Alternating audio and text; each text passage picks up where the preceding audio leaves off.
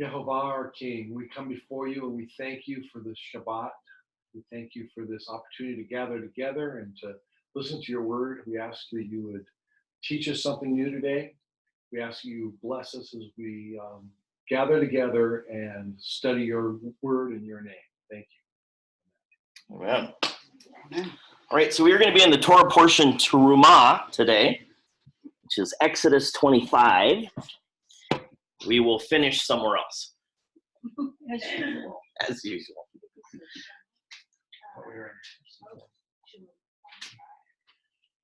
Shemot, yes, Shemot 25. Bingo!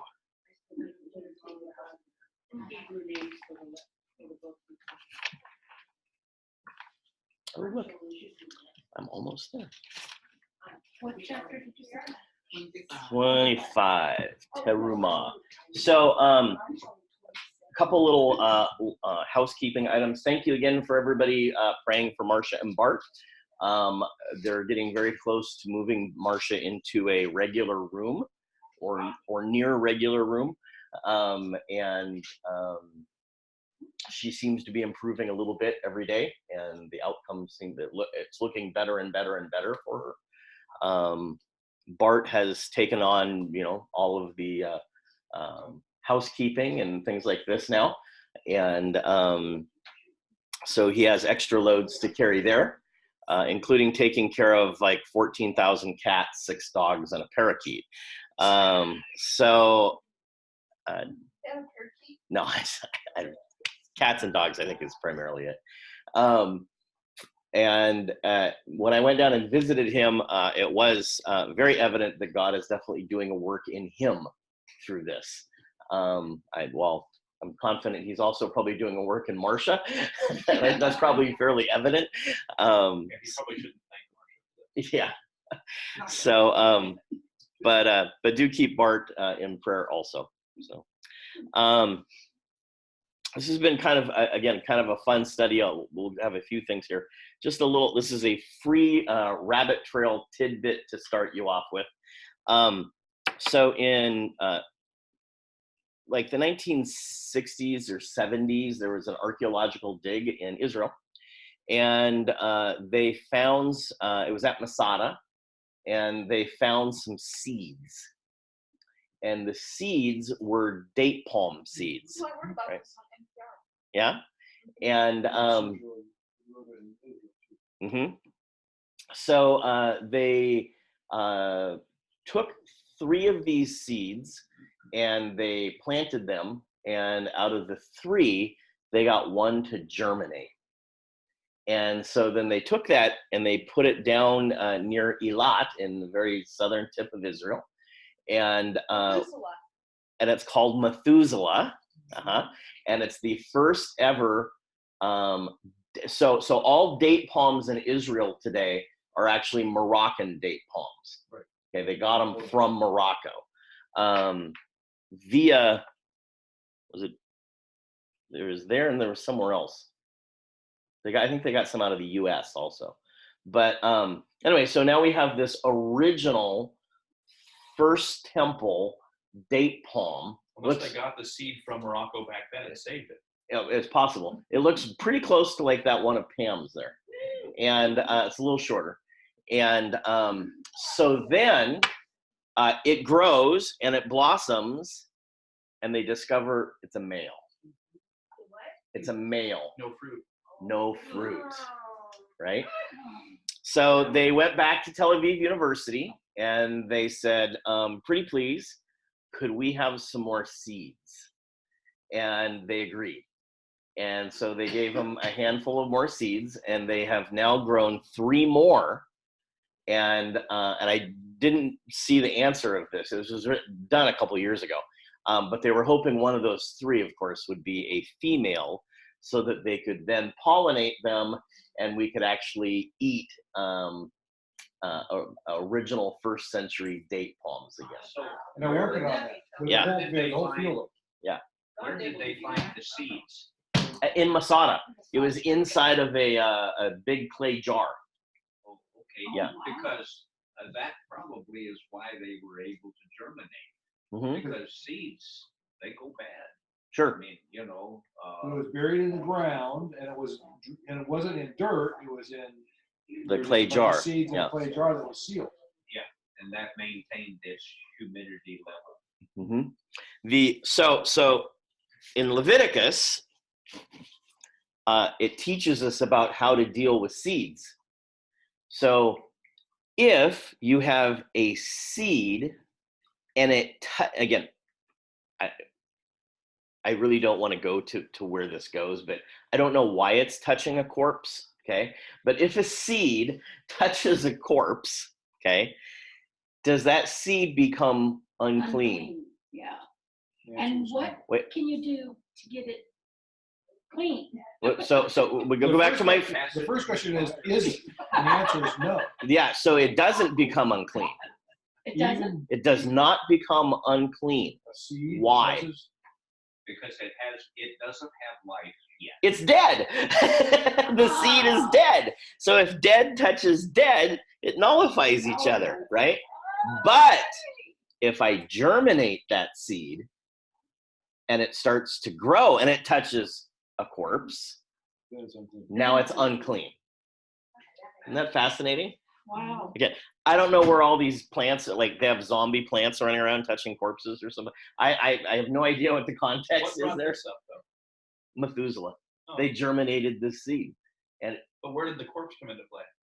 Leviticus Oh, teaches okay. you that if the seed touches something that's unclean, like corpse, then it would become it's already dead, so it's already unclean, right? It doesn't do anything. It doesn't make So you're it not saying it became worse. a question because they found the seed and a corpse. No, Oh, no, okay. yeah, Well, I no. mean, but the truth is in a battlefield, plants would grow up through the dead people if they didn't haul them off. Sure, I mean, you could theoretically, that whole thing could lead to something. right. I can't imagine it was a huge deal.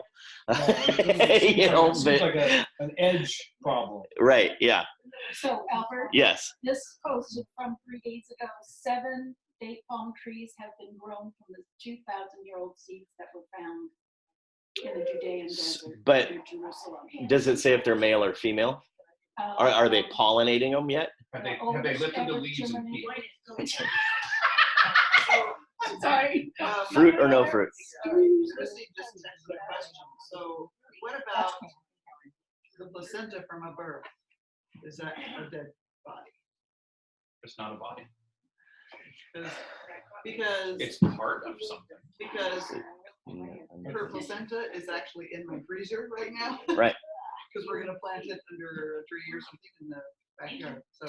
So fascinating. So where I go with this, the fascinating thing is that they now do stem cell research using placental cells that have been donated voluntarily from the mother, and are having absolutely amazing results with those stem cells, injecting them, infusing them, and stuff like that. So they've been able to get past the whole fetal side of it, and they just use the placental cells. Very fascinating research. But again, is that clean or unclean then, right? It's like chopping your hand off. It's part of a body, but it's not. I would say it's not a dead body because it came out of a living body. Hmm. And it's a temporary organ. Well, it can't survive on its own.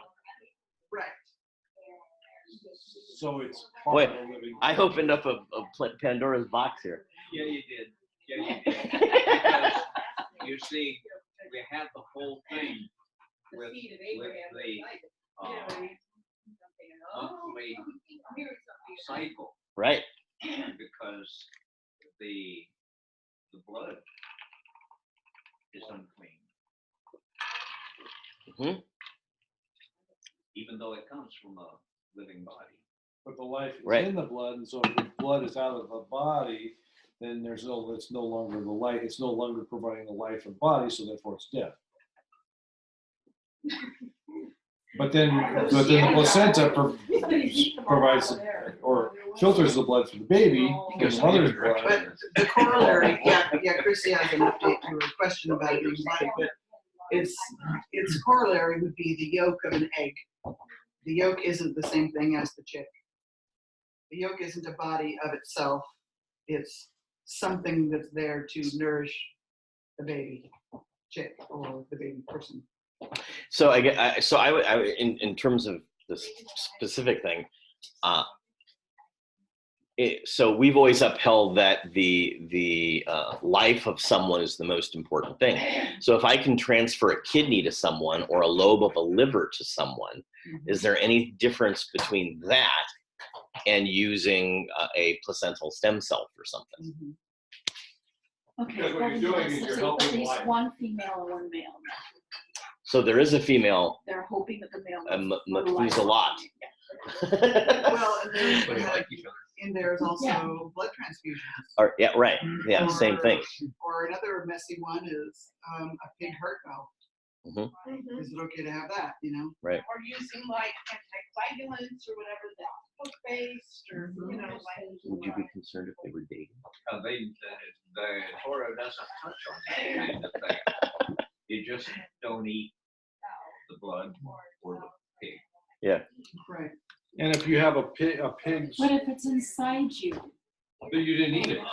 You didn't eat it. It's It's not a consumption thing, I think. He didn't say, I can choose not to eat this or eat this. It was, this is the valve you get. You don't really have that much of an option well, before you die. And these weren't things that existed in Torah's time. No. So the best you can build, Exegesis. the best you can build is an ethical argument one way or the other, Like rabbi. based on it's basically what's, and it wouldn't be halacha, it would be agadah. It's going to be an opinion based on scripture about these But things, not a specific right? law that you can point to. Correct. Sometimes Yeah. you choose based on the greater good. Right. the goal of man. Right. Okay, well that was fun. Wow. Sorry. I was looking for that here. Right. Wait, those are unclean. I was just really excited they had date trees growing Yeah. as far as I was gonna go. I saw that, Sergio and no, Rhoda. way before that. Actually, Early. Ironic, they'll be dating after they date. Actually, it was on NPR yesterday when I was driving home on my van route. I was trying to stay Wait, is that away. against Torah? Yeah, NPR.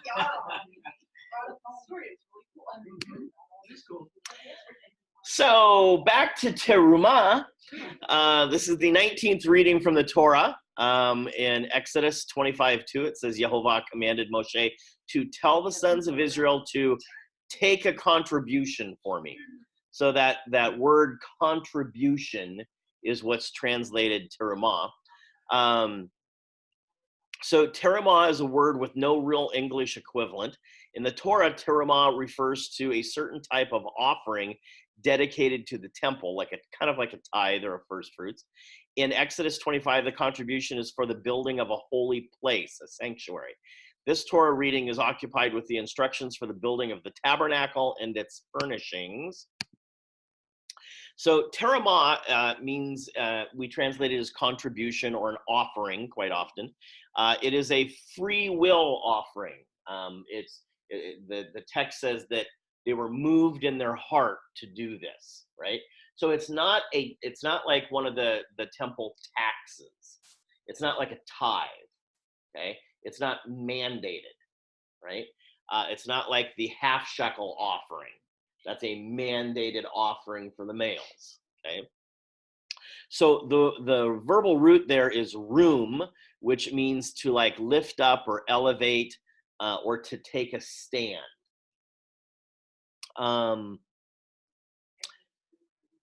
But when we bring this terumah, this offering, your heart must move the giver, so it's voluntary, it's cheerful. But you could only bring what Yah wanted, right? Right. So there's nowhere in there you can't bring titanium. Like I just happen to have this whole thing of titanium here. I'll bring that. He didn't need. Moses looks at it and goes, Well, I think our king caused the people to ask for and the people to give Mhm. things that he's going to be wanting later. Right, yeah, and so there's this. He moves them. The Ruach Hakodesh moves them to do this.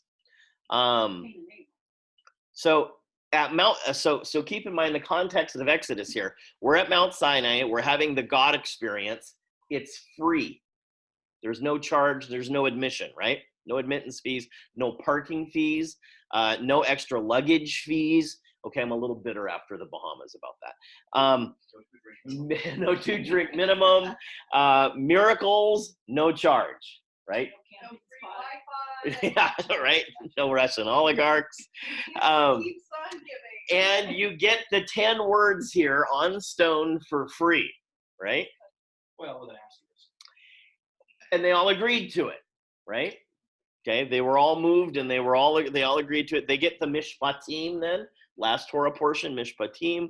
Again, all free. It's just them and Yah in a personal one-on-one relationship. And now they're getting hit up for donations. I want you to give to the Yah Pact 501c3 corporation so that we can build this tabernacle now, right? So how much did they pay for all of this? If you were to put a cost on how much they gave, how much is this thing going to cost? Cost a lot. Sure. Well, but the Yeah. I'm not counting labor costs. the Egyptians Just- gave them all the gold, all their earrings, all their stuff. So they, okay, Yeah. take it, go, just go. Mhm. So that And so they cost- didn't actually, they had it in their possessions, but they didn't earn it. They just had, it was given to them. Yeah. So my Maybe mom. The better question is, how much did they spend? Yes. Okay, fair enough. Yes. But I can honestly tell you, my mom gave me a whole bunch of money, and it's mine It is. now. true. My desire to give it away isn't as strong as before I got it. You know? Yeah. I was thinking the same thing. Yeah. It cost them, yes, but whatever they have was given to them. Right. So, but I agree. It's a spending equation, right? Okay. So, how much did they spend to do this? Cost of nothing. Personally, I mean, not like. Well, how much did the material cost? There's a lot. There's a lot of Oh, gold. yeah. Oh, that was. There's a lot, a tremendous amount of gold. Value. Or when it And purple cloth and blue cloth and Mhm. and porpoise skins and all this stuff. It was a lot of money. So, in today's dollars, there are websites that go and figure these things out. In today's dollars, they figure it's somewhere between $20 to $30 million, Wow. That's only like Holy 20 bucks each. guacamole. right? Yeah. That's right. Like 20 bucks each. They came out. Oh, that's true, yeah. Right. All right. So now, one thing that changes this greatly, and I'd never noticed this before this time I read it. Welcome. Is whether the lid to the ark was pure or if it was wood covered like the rest of the ark. So if we look down to about verse 9 or 10 here, it says Exodus which? 25. It's in 10. 10, and they shall make an ark of acacia wood 2.5 cubits long. And we talked about the cubits when I did the ark. A cubit is from your tip of your finger to your elbow. Okay. Mine's longer than Oh, yours. 17 actually has it. You shall make Yeah. a cover of pure gold. Right. So so this thing is about like 3 to 4 feet long. I mean, it's like the size of a small coffee table, right? So 1.5 cubits high, and you shall overlay it with clean gold inside and outside. You shall overlay it, and you shall make on it a molding of gold all around, and you shall cast 4 rings of gold for it, and put them in its 4 corners, 2 rings on one side, 2 rings on the other side. And you shall make poles of acacia wood and overlay them with gold, and shall put the poles into the rings on the sides of the ark to lift up the ark by them. The poles are in the rings of the ark, they are not taken from it. And into the ark you shall put the witness which I give you. And you shall make a lid of atonement of clean gold, 2.5 cubits long, and 1.5 cubits wide. So the question is, was the lid also wood with gold over it, or was the lid a solid chunk? It looks like it's a Well, solid chunk. does an ark, is an ark completed without its lid? Or is a lid part of the ark? Well, So it if Yeah, it had a if separate says title, construction Ark and mercy does it seat. include a lid? right. But in 17, it specifically says, you shall make a lid. So yeah, so you can make argument. I'm not saying one way or the other. Okay. You can make arguments either way in this. Okay, so you could say, well, it lists it as wood, and the poles are listed as having wood, and now this one's not listed as having wood. Well, then just don't say overlaying, but maybe it's understood. I've seen a piece of acacia wood with gold on it, Mm-hmm. and the gold will be 1/16 of an inch in thickness. Sure. And they do it by laying down gold foil And build it up. and Mhm. building it up. Yeah. Because gold can be literally one molecule thick Mhm. in foil. Yeah. Again, my point is to say the text doesn't tell us. Right. Okay. So the argument can go either way. Well, it says, Okay. you shall make a mercy seat of pure gold. That's what it says. And so It would be pure pretty gold heavy. is solid gold. So this is the bigger issue, I think, is so if you had a chunk of gold that big, it would be about 2,000 pounds.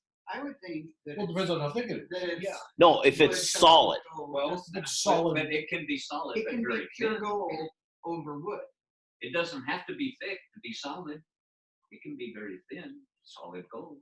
Yeah, it could be. It could Imagine be pouring a mold that's solid, but it's hollow also, for example. Right. a shaped thing. And so it could be, in order to have the structure because gold is very soft. Right. And so, but it could be as probably 3/8 or 1/4 inch thick. You know, it's only about that long and about that wide. And so, I mean, that's still not a fluffy piece of material. I mean, it's several hundred pounds. And there are 4 guys humping this thing all over the desert. Right. And so they got to be able to On move it. poles, right? They got to Yeah. move it. Schlepping. They were Yeah. schlepping. They don't have they schlep. Later in the discussion, it says those caravans were one piece with the lid, Right. and Yes. they were solid gold. Correct. Yes. Well, And they lay them up one thin little tiny sheet at a time and take a piece of polished agate and rub it down. Buff it and out. that well, and Yeah, it can be Wyatt gold said without that being it was that his description is that the cherubim actually don't sit on the top; they are inside of it. Correct. The idea is that they're built kind of on the side of it, and one wing is behind it, because the ark itself is supposed to be a throne.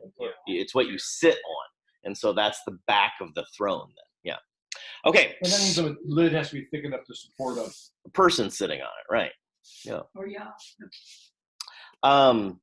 Okay, so why does he want, again, let's go back to the text, Exodus 25. Why does he want a sanctuary? Why does Yah want a sanctuary? So he can dwell with his people. Okay, so I think that was verse 8. And they shall make me a set apart place, and I shall dwell in their midst. Is that what it says in the Hebrew? I don't even know what verse you're looking at. It's my verse 8. It might be 9 in yours. And they shall make me a set apart place. I may dwell among them. Well, the English says, "So you shall make it." At Okay, the end of 9.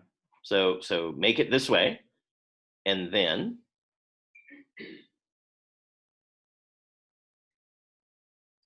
You shall make a. I don't see the word dwell. Can it also be in? Is it one of those words? so it has a bet preposition, so it could be on, in, with, among. So I can dwell in them. Correct. Okay, so this is Toham? Is that it? yeah, it has the "b" in front of it, right?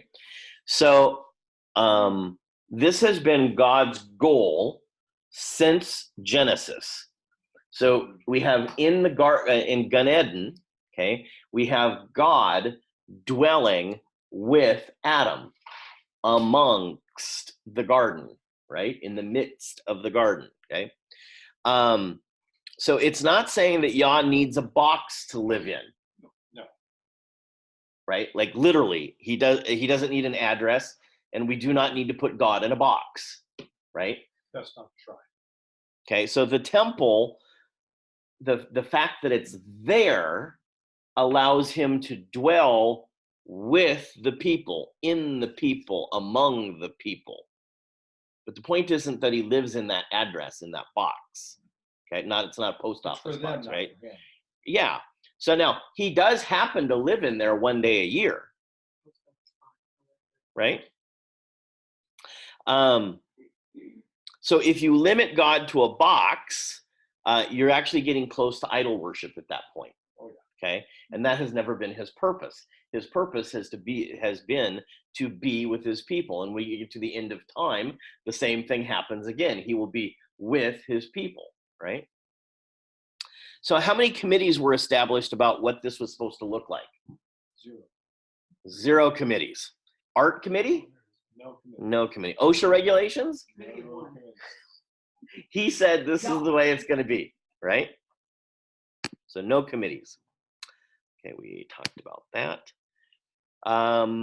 Verse 22, skip forward.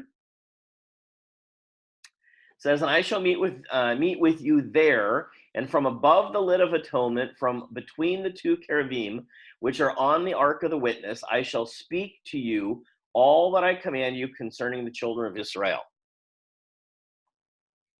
Is that your verse 22? Yes. Okay. So do you guys all have, mine says, I shall meet with you. Do you guys all have meet? I shall tell you. I shall tell. I shall Okay. tell you from above That's a the big word. word. Did anybody else have anything else? One says meet and then. Speak? Okay. Okay, good. But what is it? Noad T? You want to try to figure out the verbal root on that one? It's a very unusual word, okay? Not a normal word. So, and That's what it says. I don't know so what the it is. T at the end is going to That's be you, Yeah, okay, with yeah. you, okay? So the verbal root is ya'ad, yod, ayin, dalet, okay? And It's close to hand, yeah. but not the, yeah, so not that yod, right? So it means like in BLB, if I look up the definition, it'll say to point out, to define, to appoint, to know, to cause to know, to espouse. I will espouse you there. Okay. It is not the normal word for like having a meeting, like just to meet someone. It's almost like there, I will be there for you, in essence. Whether it's teaching, telling, supporting. Whatever you need Yeah. from your spouse, it will happen there. Okay. So there will become, actually, I kind of like the word it uses to define. So in other words, there are going to be questions that you have. I will answer those questions. I will give you definition to these things at that place. So we can talk about the seed, whether it's Correct. And whether they were really dating ahead of time or not. Yeah. Okay. So real quick, I want us to move to 1 Kings. This is the Haftorah reading. We haven't done Haftorah in a long time. 1 Kings 5:18 to 6:13 is the Haftorah reading for the Torah portion Terumah. 6 what? 6:13. Now the word of Yehovah came to Shlomo. It was so fun. I started meeting with William this week, and I gave him his first Hebrew lesson. And I went through the first 10 letters of the Hebrew alphabet, and then I showed him the name of God, Yod He Vav He. He'd never heard it. Yeah, like even Lord being Yod He Vav He, had never heard anything about this before in his life. Oh. And so he left being able to have. So I took him to Zephaniah 3:9, that I will give my people a pure lip, a clean language, right? And I said, this is being fulfilled in your life today. You are fulfilling prophecy today by learning this language, and you just started a relationship with your father. He's an orphan. and he left on fire. He didn't know he could Awesome. have a relationship with his father, right? So powerful. What an experience. So now the word of Yehovah came to Shlomo concerning this house that you are building. If you walk in my statutes and obey my rules and keep all my commandments and walk in them. So this is what James is teaching us in the book of James. How if you walk in my statutes and obey my rules and keep all my commandments and walk in them. What was that reference? 1 Kings 5:18. I'm not seeing that at all there. So Solomon's builders and Solomon's builders. But now Yehovah my Elohim is giving me respite all around. So it's somewhere between 5:18 and 6:13 then.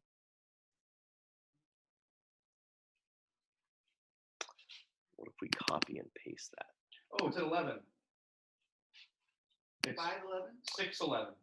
6:11. Yeah. There we go. The word of the Lord came to Shlomo. With regard to the house you are building, if you follow my laws and observe my rules, Great. Okay. Sorry about that. that's why we're So here. this is 6:11 and following. 6:11.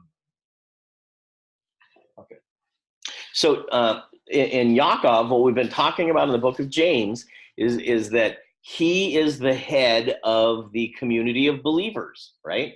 And we learned that in Acts 15 that he's the head of the community of believers there because he makes the final decisions about everything. And he's teaching us that if you walk in my statutes and you obey my rules and keep all my commandments and walk in them. James is giving us halacha. Halacha means to walk. It's how you walk out your faith, right? So, and we in the past I can remember saying comments, joking about this in the church, like, "How's your walk going?" Right? What are you doing in terms of your? Are you walking the walk? Right? Yeah. Okay. So we actually have ways of saying this in our culture, kind of within broader Christendom, right?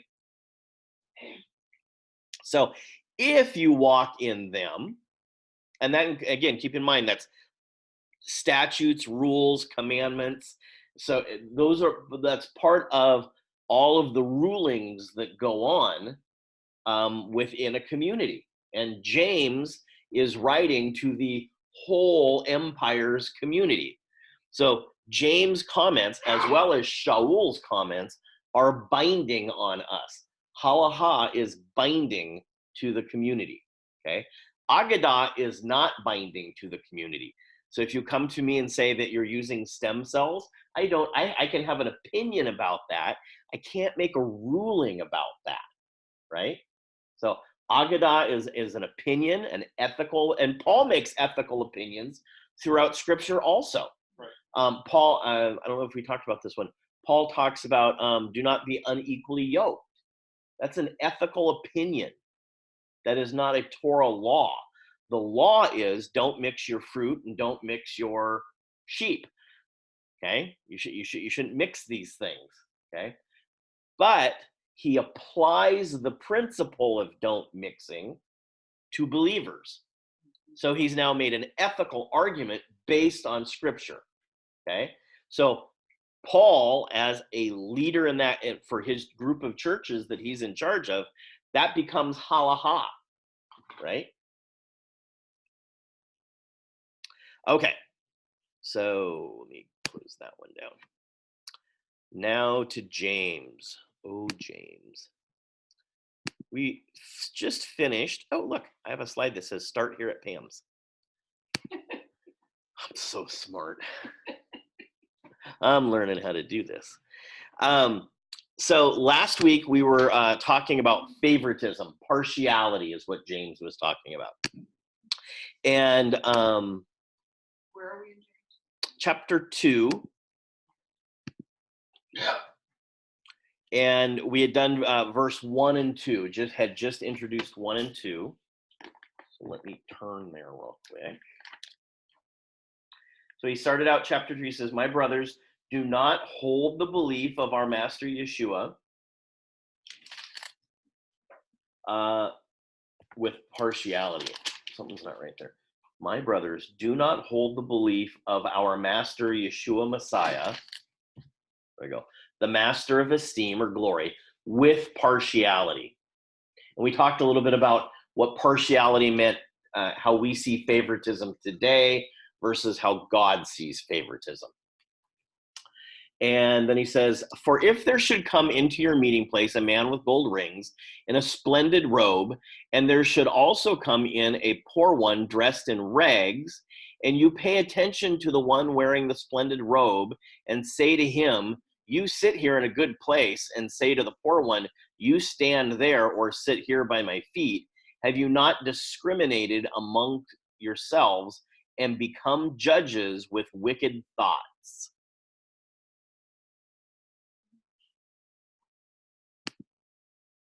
So Yaakov is Mr. Practicality, okay? And again, this is why Luther and company hated Yaakov, the book of Yaakov, okay? So verse 1, he says, don't show partiality. Verse 2, my summary, oh, you don't know what I mean by that? Case study. Let's look at a very practical situation in your everyday Shabbat life here at the meeting hall, okay? And let's see how you would deal with it versus how God would deal with it, right? So the case study is a very practical thing, first century conditions.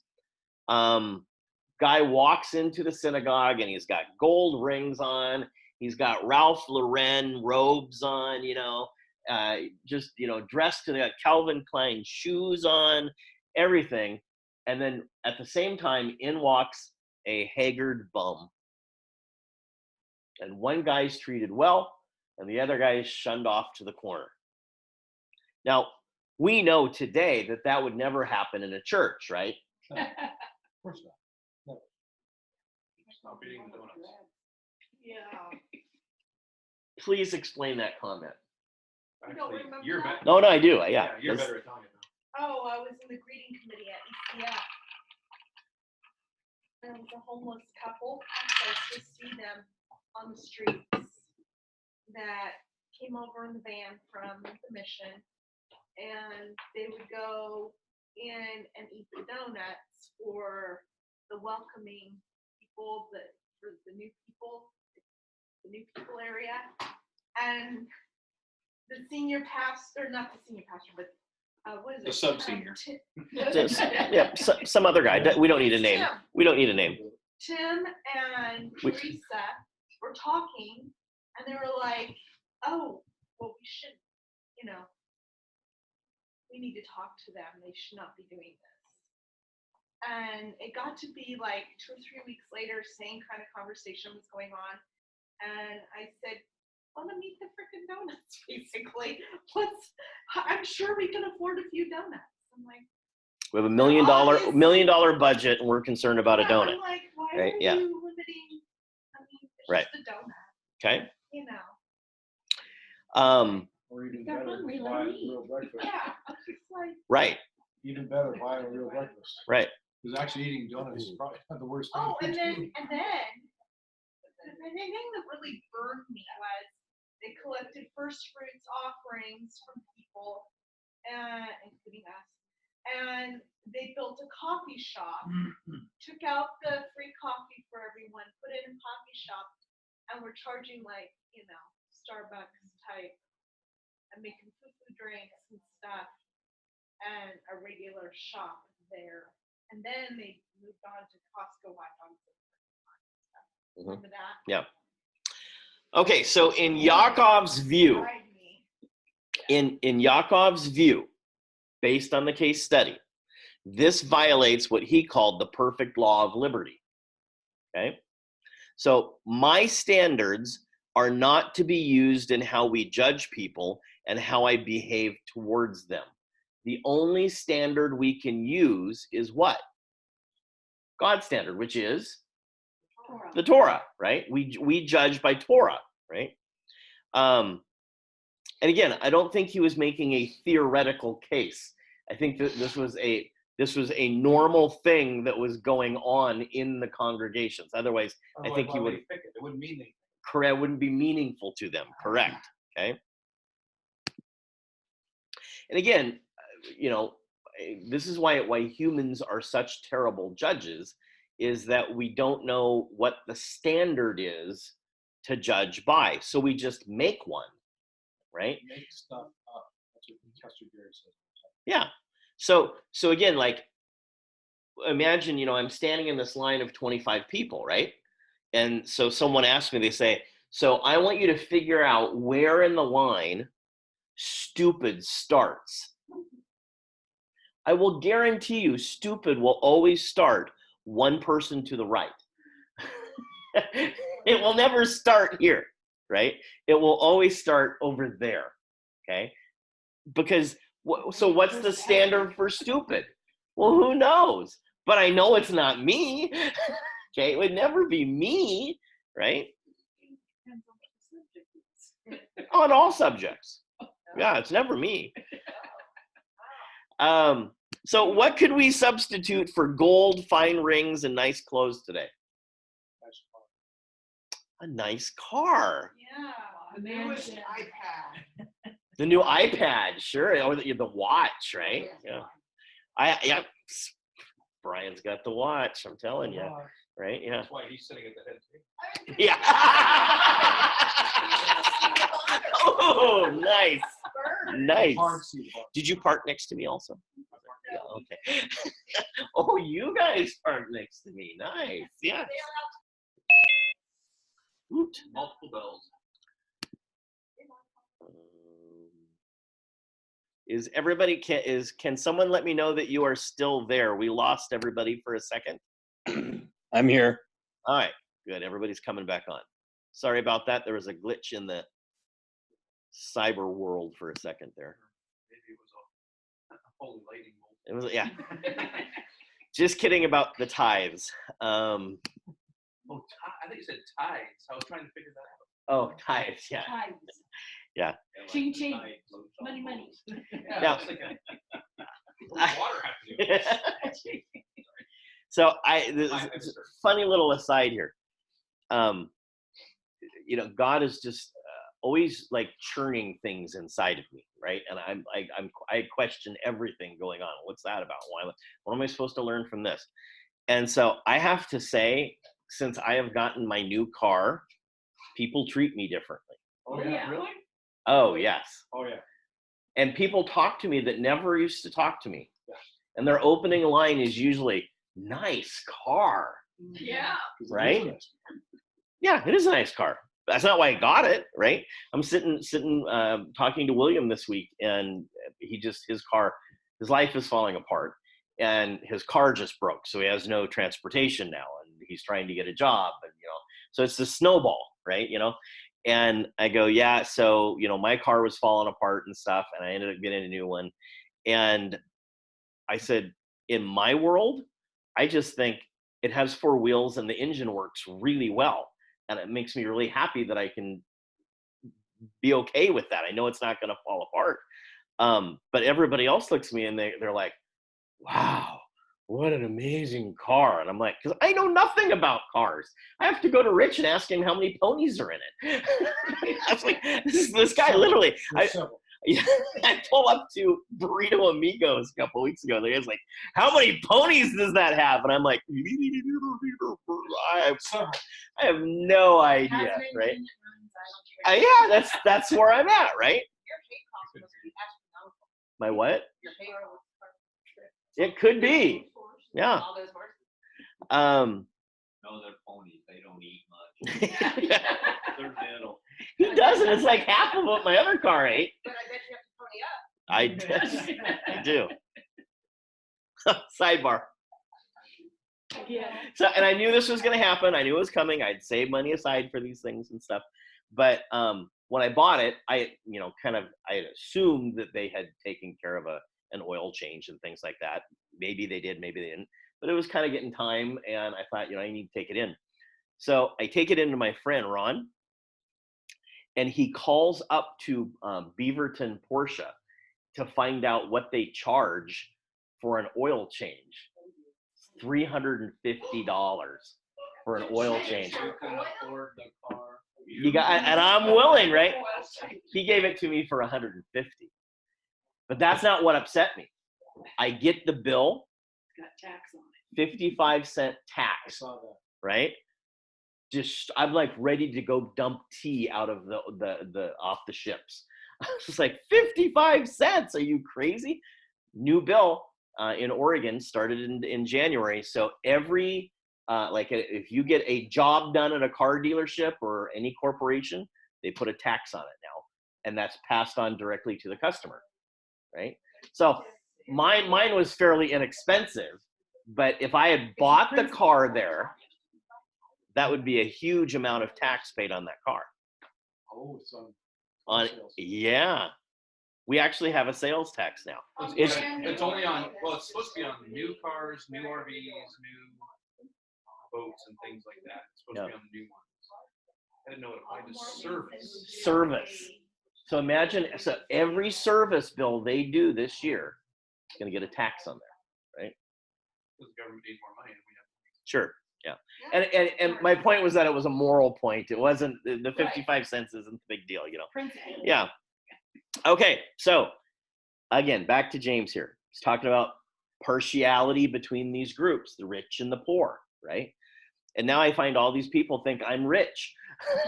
Which they when they looked at my car previously, no one had that thought.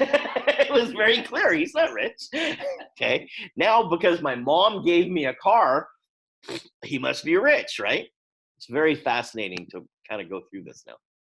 Oh, that was your mom's car? Well, via mom. Yeah. I did not do anything to earn it is the point, right? Yeah. Yeah. All right. So verse 2, another example of a word translated for theological reasons now. For if a man wearing a gold ring and fine clothing comes into your Meeting place. Well, Well, I have to say okay. I'm thinking JPS says meeting place. What? Hebrew GPS won't names have is Yeah. Hebrew names is assembly. Okay. Is it ecclesia? No. It says Assembly in synagogue mine, here. What version do you have? King James. King James has synagogue? Well, so since 1611, when they admitted that that's the correct word, because in the Greek it says synagogue, okay, all the versions have changed it to an assembly. Now, why would everybody, since Luther and Company started, why would they all want to change it to assembly? De-Jewify it. So when you show Yeah. Jewishness. Correct. They don't want you going to a synagogue. They want you to go to a church. Young's literal assembly. Bingo, right? He's at least honest about it. And apparently so was King James honest about it, right? But since the Reformation, all of this has changed, okay? And it is only because of theology, okay? It's not about accuracy there, okay? I mean, it's very clear the word is synagogue. You can't go wrong, right? So, You could switch and make it try to say something. I Which is wonder what that why- is. That's why Luther didn't like James. Mhm. Because he didn't want him going to the synagogue. Because if you read it in that original text, you're forced to say synagogue. And that creates a problem for him because he wanted to be honest. Yeah, what's funny is that Hebrew names didn't put synagogue. I know, that's crazy. That's just crazy. It is crazy. Mhm. Okay. That's so then why it's high in it? Oh, hail. So the Greek and Christian worldview then affects translations, right? They put spins on words that just aren't there. Where King James gets it wrong is in the book of Acts. It refers to Passover, but he has the word Easter in there. And the word is very clear, Pesach, even in the Greek, Pesach, right? Okay, now there are, to be fair, okay, I want to be fair and balanced here. To be fair, there are some versions that have a footnote mark, and when you go down, it says, or synagogue. It should say synagogue or church. Right. Yeah, That it's would be more not accurate. or synagogue. There is no or synagogue, okay? It is. The complete Jewish. So, but Mhm. the scriptures is meaningless. Right. Isn't that weird? So it's like what again? They're thinking on these. The word is just so clear. Well, yeah, it's not even a thing where there's no direct translation in English, so they just pick something close. No, synagogue is a word in English. Yeah, it's accepted now. Yeah, you can find it in Merriam-Webster's dictionary. Again, part of it, I'm sure, it goes back to copyright. You have to have 40% differences. So by changing it to these different words of That's an meaning places, Word to change. it really is. And not footnoted, at least in here even. Right, right.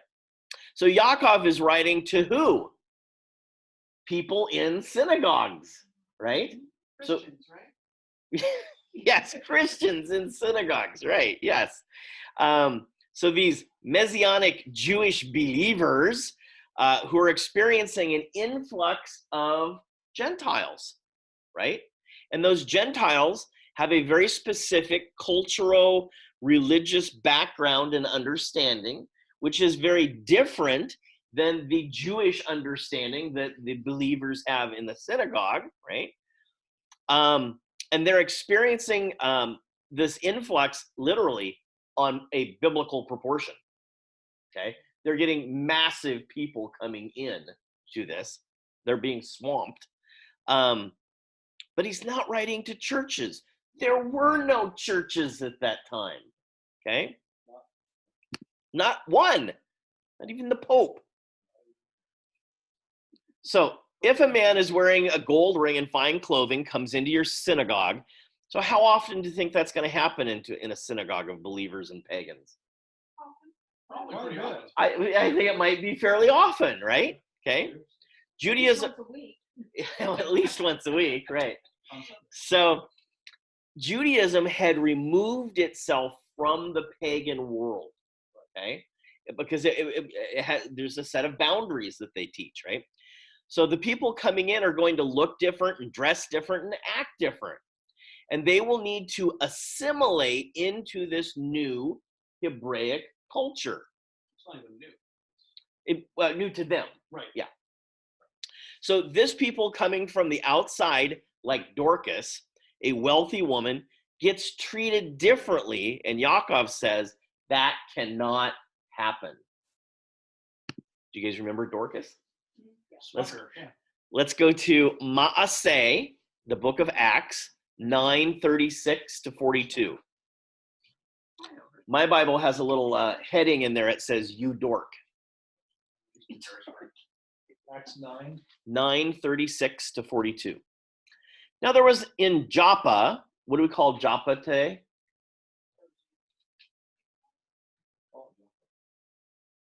Haifa. Haifa. Oh, A disciple named Tabitha, which translated means Dorcas. Okay, wait. why would you translate a name? Why do you need to translate it? Your name's your name. Who cares what language it's being said in? True, but that tells us something about that text, which translated means That Dorcas means it was in a different language. was an addition. Right. It's an explanation for other readers. Right. Her name was Tabitha. Right. Who's the addition for? The Greek.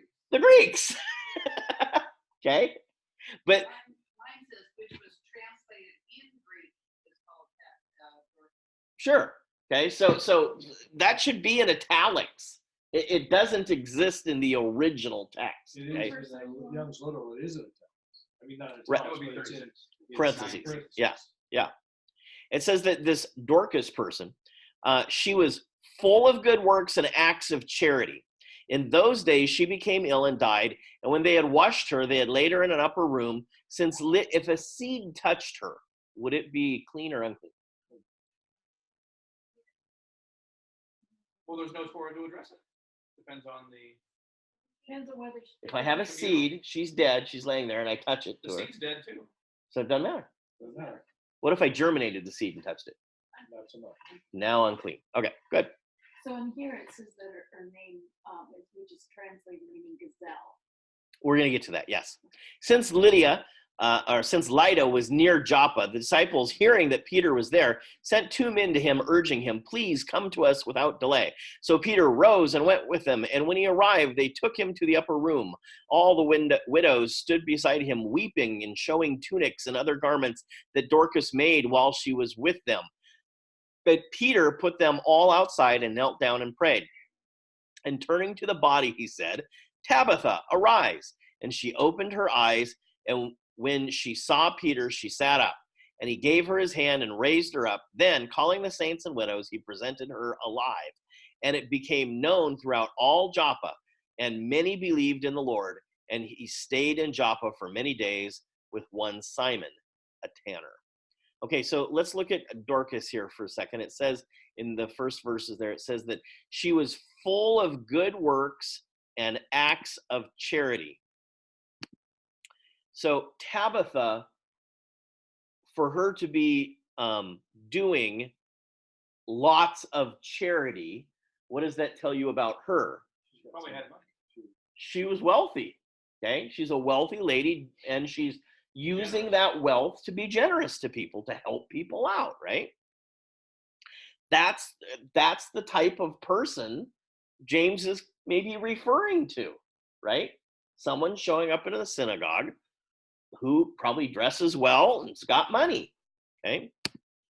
That word Tabitha, or Dorcas there, in the Aramaic, it's Saviyah, Tet, Vet, Yod, Tav, Aleph.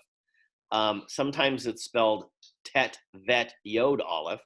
It's Hebrew for a female gazelle, and is also associated with the word beautiful. In the Greek, the reason they give you the Greek there, Dorcas in the Greek is a wild she-goat or a gazelle. Okay, so they're matching up language for language there, but it's still a scribal addition, right? But she was a Hebrew with a Hebrew name. Okay, she was not qualified for the welfare program. She was the welfare program, right? If she walked into a synagogue, she might be treated differently by people. Yaakov says that can't happen in a synagogue, period. You cannot treat people based on economic status or their background. If she was a poor person, would they have raised her from the dead? I would hope so, right? But why? that's They're not what raising is other people. this, or It wasn't the fact that she was well-to-do, it's the fact that she did good works. That's what brought her status in the synagogue, Mm-hmm. was the fact that she Acted full appropriately. of good works and kind acts that she was doing. Mhm. That's what was part of her status. So the modern version, buying seats in the church or box seats, nameplates on chairs for donors, and special seating. Have you ever experienced that? Well, these rows are reserved. Yeah, Okay, these rows are reserved for well, Certain the families, pastors, family. the pastors and other leaders or special guests and stuff like Right. that, They right? get the I front think row they seat. do that so much. Nobody wants to Even in a front small row. church in Cresswell, they do that. Really?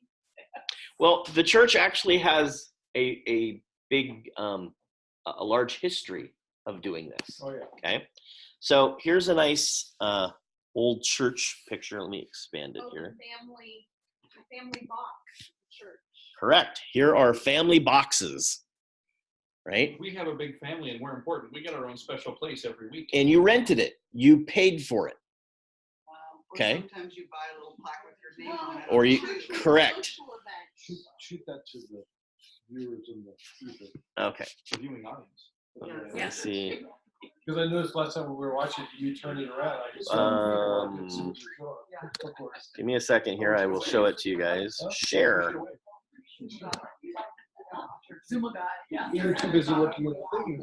All right, that should be viewable for everybody online now. Those are church boxes. You can see they have a little gate on one side and then the pews inside. Family boxes. What do we call these at sports arenas? Box seats. Box seats. Yes. Okay. Up in the upper tiers and stuff like that, right? pay good money for those seats, Mhm. right? So did they. Oh, they did the same Back thing in with track. those days, the Father was calling mainly the common people and the poor people.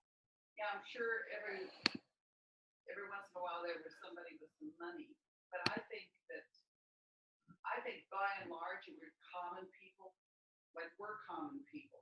Mhm. There's no great wealth among all of us, but that's who the Father was calling because they had seen adversity and they were willing to look at Yeshua. Mhm. So he's saying with great emphasis, don't you treat these poor people badly because they're coming in. You embrace them. You take care of them. Right, Bill, you need to control her from looking at my notes all the time, okay? I don't know how you do that.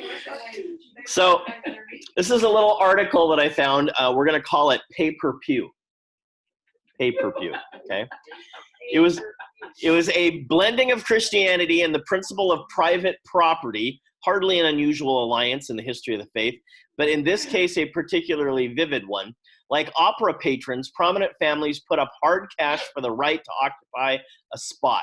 Not all space was so reserved, making the free access possible for the rabble, but the choice seats in terms of visibility and confirmation of social and economic status were clustered around the front.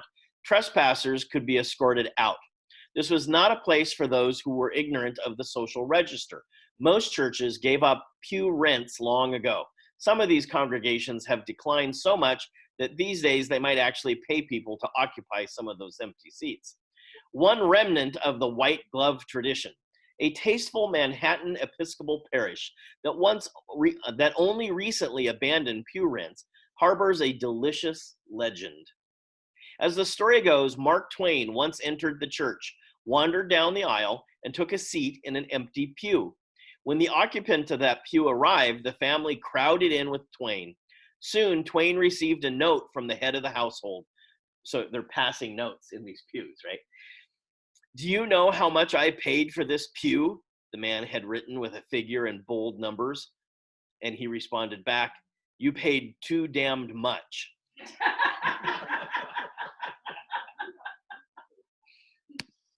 Okay, so the Parashim, the Pharisees of Yeshua's day. There was already in Yeshua's day a split in the Pharisaical groups. So what we call the Pharisees, there were divisions there, okay? Divisions within that rank. So it's not necessarily a discussion on all Pharisees. Some acted poorly and took a lot of heat for it. There was an intramural split here, and Yeshua was harsh against many of them, relentlessly harsh against them, right? You vipers, you sepulchers, you know. Yeah. So Yeshua isn't attacking every Pharisee. Keep in mind that the Pharisees thought of Yeshua as a Pharisee, because Pharisees only ever ate with other Pharisees. So Pharisee means reformer, okay? What was at issue is how the Reformation was supposed to take place, okay? And how far were you willing to go? Yeah. So Nicodemus and Joseph of Arimathea were Pharisees. He had no problem with them, enjoyed conversations with them, okay? The point is that we're all supposed to be on an equal playing field with the Father, okay? So when we use these outside economic forces, social forces, things like that, when we use these outside forces to judge by, we're not judging righteously by Torah. We're using things that make sense to us, okay? Worldly things. So we don't need to go to a confessional to have somebody intercede for us. Yeah. So years ago, I remember telling someone, they said, well, you need, whatever you're doing here, I don't understand this stuff, but you need an accountability group. You need someone to be accountable to. I said, if the Messiah himself can't hold me accountable, what makes you think another man can? Yeah, I don't need a confessional. I go right to my dad. I blew it, right? Verse 5, back to James chapter 2, verse 5. Listen, my beloved brothers, has not God chosen those who are poor in the world? This is getting to Jenny's point here. Poor in the world to be rich in faith and heirs of the kingdom, which he has promised to those who love him. So let's look at that word listen. In the Greek, it's akuo. So again, I go to Blue Letter Bible. I'll use their own terms and stuff like that. It says to be endowed with the faculty of hearing, not deaf.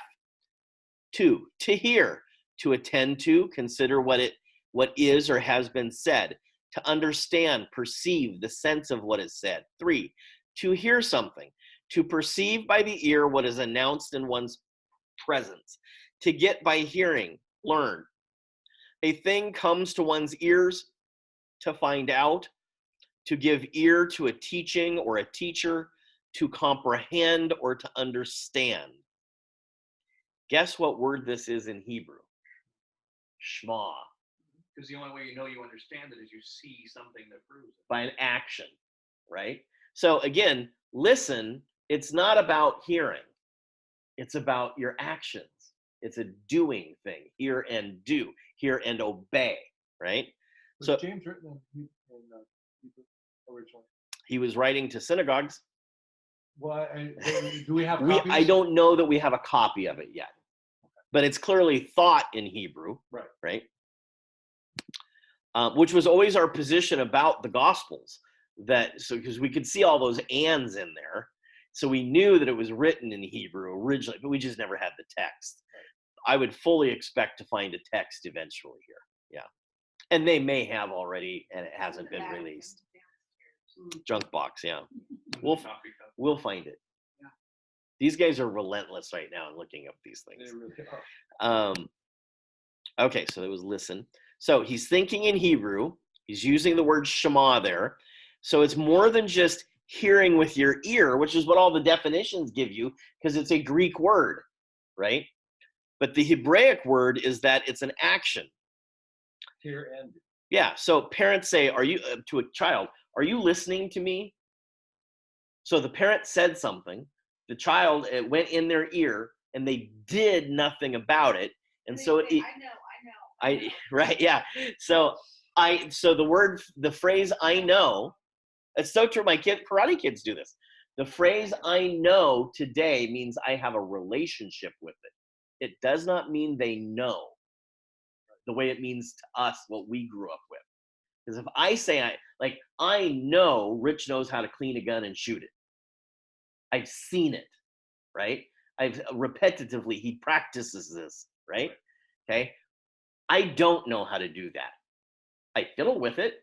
I like doing it, but I would never say I know how to do this, right? I'm like white belt level at this, right? Now, if you want to know how to do the kata super empe, I can tell you that. I'm really good at that, right? So when the child doesn't do it, it evokes the second response from the parent. Are you listening to me? Well, really what the parent's saying is, why aren't you doing it? Right. You didn't do what I said. That's what they're trying to convey. So we have these hidden remnants of these words in our language. We just don't make the connections. So it's a setup that you should be doing this. Verse 5, listen, my beloved brothers, has not God chosen those who are poor? So I want to look at this word chosen. So when I started at the University of Oregon doing the Hebrew classes and taking their Old Testament class and stuff, Dr. Green kept using this word chosenness. And I was just like, what an unusual word to be using here. And this was like totally normal to her, chosenness. We'd be talking about Abraham and Sarah and the patriarchs, and it's chosenness all the time. Like, why is she using chosenness? It just didn't click what the implication was at the time. And then I realized that that's the same word we use in the church, in church doctrine. We just use a different word. We call it election. The doctrine of election in the church Greek thinking is the same thing as chosenness in a Jewish mindset, in a Hebraic mindset. And the word choose is all over scripture, okay? When we say election in a modern a Greek English mindset, we are choosing something, but we think in terms of voting, right? Right. Okay, it's not that God Right. chose, Right. okay? Say or read. Well, and so in Greek, did you look at my notes too? So in Greek, it's eklegomai, okay? God has elected, or we would say it talks about the elect, okay? And the church thinks in terms of predestination and rapture and things like this, right? That's the elect. And it does mean to select between two or more possibilities, right? The point is, I'm not doing the selection, right? God is doing the selection. So in Hebrew, it's the word bahar is the verbal root. To choose or elect, it's used 92 out of 164 occurrences have God as the subject. So the majority of the time, it's about God choosing when it uses this word. And almost always, the object is the collective Israel. Okay? It's used in a collective sense, not an individual sense. And again, in a Greek worldview, we make everything about the individual. So now it's about, oh, God chose me. Yeah, where's the rest of your group? You and who else? Well, I don't need anybody if I got God. Well, okay, kind of, yes. It's almost true. But it's almost true, okay? All right, so what conclusions can we draw about the use here by Yaakov? Verse 5, listen, my brothers, has not God chosen those who are poor in the world to be rich in faith and heirs of the kingdom? So just ponder this a little bit. Has God not chosen those who are poor in the world? So if you look at a poor person, does the thought come to your mind, God chose them for that? That's not usually my first thought. My first thought is something like, I wonder what happened to them. What'd they do wrong? It's their fault. That's not necessarily how God looks at them, okay? God says he chose them for that.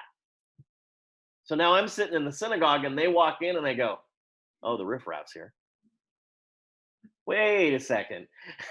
I just used Albert's filter, right, instead of God's filter.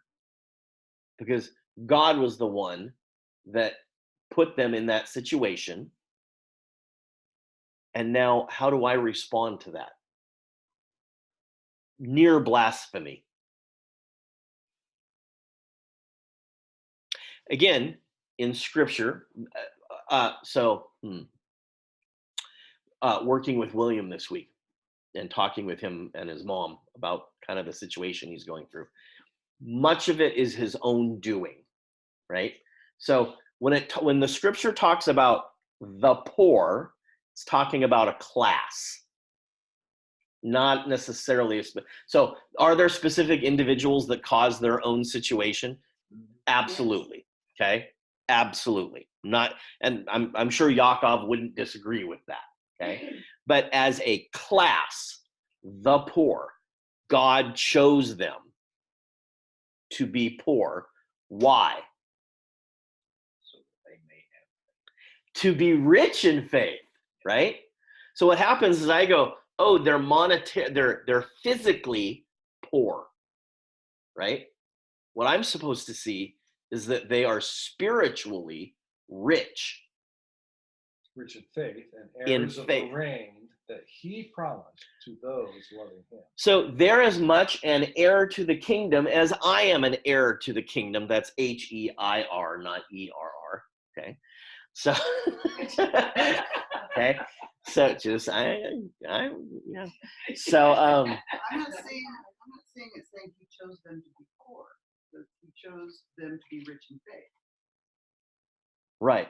The poor, because they're poor, know that. maybe, or maybe as a result, or maybe just because they are poor, are rich in faith. I was feeling that too. Some. Okay. But then I don't see like she said, that he chose them to be poor. If they are poor, and he chose them to be rich in faith. I can go with either one. I'm fine with that. There's no I- punctuation, so. So True. why did God put you here Right. and someone else in Uganda? Don't know. Whose choice was it? Mine? Ours? God made that choice why they would be there. Right? Well, also they were born there. That's where their family is. That's what their society is. They could have been born in the US.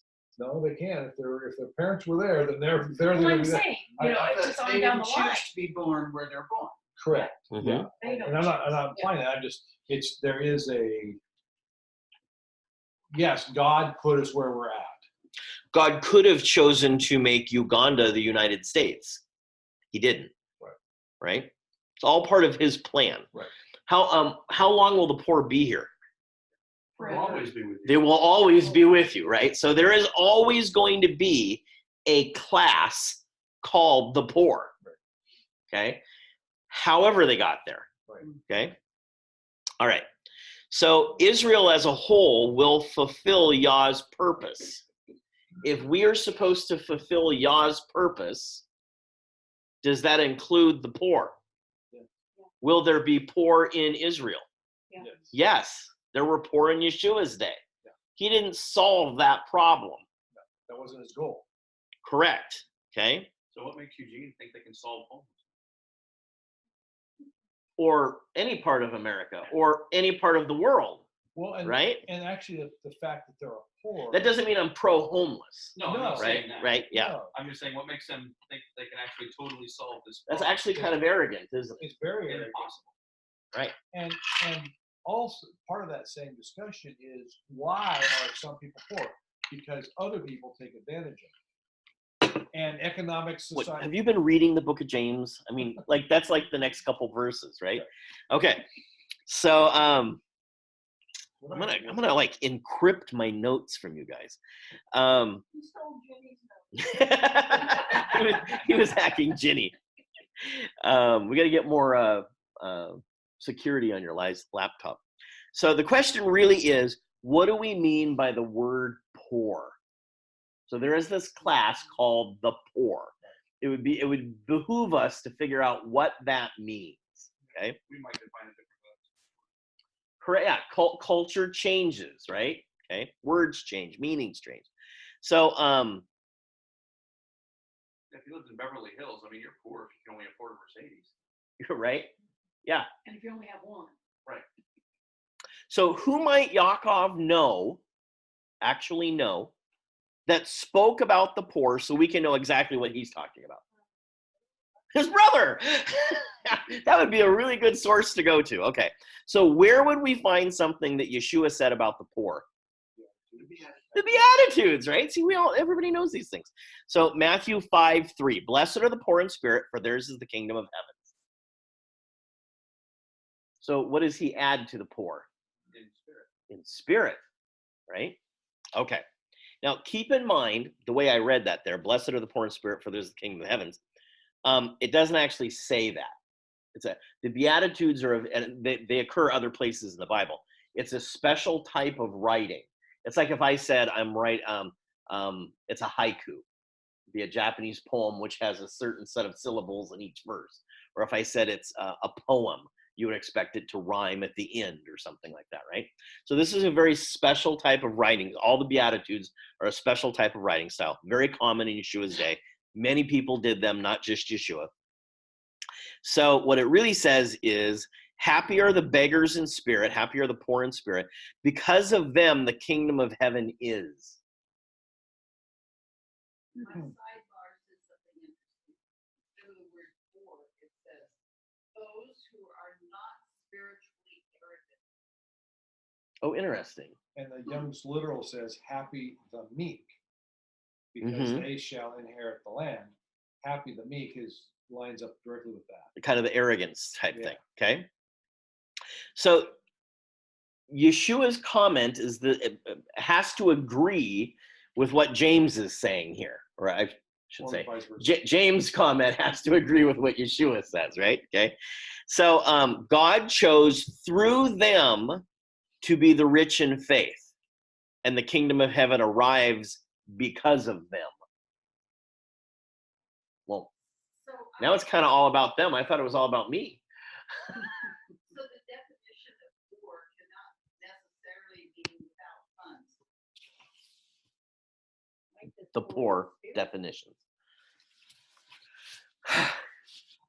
You. Okay, in the Greek, it's the word tokos, but it's spelled like PT. Patokos is the way we would read it, okay? Tokos in the Greek. So this is the Blue Letter Bible definition of this. It says, reduced to beggary, begging, and asking alms, destitute of wealth, influence, position, and honor, lowly, afflicted, destitute of the Christian virtues and eternal riches. Okay, well, that's clearly a modern definition on that one. Helpless, powerless to accomplish an end, poor, needy, lacking in anything, as respects to the spirit, destitute of wealth of learning and intellectual culture, which the schools afford men of this class most readily give themselves up to Christ's teaching and prove themselves fitted to lay hold of the heavenly treasure. Okay, well, again, that's a fairly modern, that last part is a theologian's, opinion there. Okay, so I have to dig a little bit deeper. Thayer's dictionary has 3 words for the poor in Hebrew. There are 3 different words for the poor, okay? The first one is avion. This is Aleph, Bet, Yod, Vav, Nun. And it is translated the destitute. The second one is Rosh, which is Resh, Shin. And it means someone who's experienced an economic downturn. And the third one is Dal, Dalet Lamed. And it's the poor class of the world. Okay, I have 4. There are 4 words. Sorry. The last one is Ani, which is Ayin Nun Yod, and it's the politically oppressed. But all of these can be translated poor. You're just poor for different reasons, right? So Skip takes the position that the word destitute, avion, is the closest to this beggarly position. Okay, it's literally those begging for coins. They've got nothing left. Okay, absolute. You got nothing, right? So if we rephrase Yaakov there, didn't Yah give the beggars, the destitute in spirit, to be rich in faith? Those who are desperate for God is the reason the kingdom of heaven shows up and the reason faith exists. Those who are destitute, desperate in the spirit is the reason the kingdom of heaven shows up. Kingdom of heaven is a phrase, it's a euphemism for God. So you didn't have to say the word God. So God shows up when you're desperate. So the whole first chapter of Yaakov was about trials. And we talked about cry out. Yeah, so when you're crying out, when you're at the end, You know you're needy. you know you're needy at this place. Okay, so I took a trip to China, to the Wuhan province, and now this terrible thing's going on, and I'm stuck on a boat out of Yokohama, Japan, waiting to get home for the next 40 days while I'm quarantined. I cry out. I have no way to fix this problem, right? People are dropping left and right and things like this. My only thing I can turn to is God. I'm desperate now. That's, according to our whole study on trials in chapter 1, that's when Yah shows up. And as I was explaining to William, I said, God's really old and he's very slow. He will always show up on time, but he'll never be early. Yeah. So he's looking for when you get to that place of desperation, You're willing to actually accept it. and you'll be willing to do anything at that point.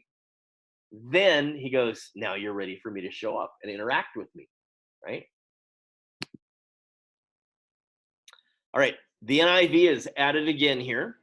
So it says, in the NIV version, it says, in the eyes of the world. Does anybody have in the eyes of the world in that verse? I think that was it 5?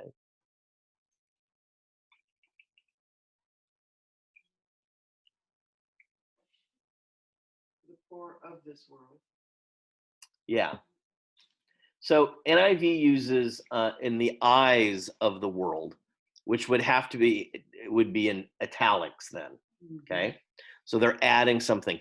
And what that does is it slightly shifts the meaning, okay? So it's not about who we perceive the poor to be, right? So if you say the eyes of the world, well, you know, I think that guy does need a second Porsche, you know? In Beverly Hills, that's the poor, right? All right, verse 6. But you have despised the poor, that's the tokoi. Do not rich men oppress you and draw you before the judgment seats, or judgment seats means a court, okay? So you didn't treat him as Yah would have treated him. So here's the case study. Rich guy comes in and you treat him special. Poor guy comes in and you make him stand on the side or sit at your feet or something like that. So who is the one who treats the poor man as though he is rich? Who's the only person that treats the poor as though they're rich? God, the king, right? So we're not recognizing how Yah uses that person in the kingdom to get his will done.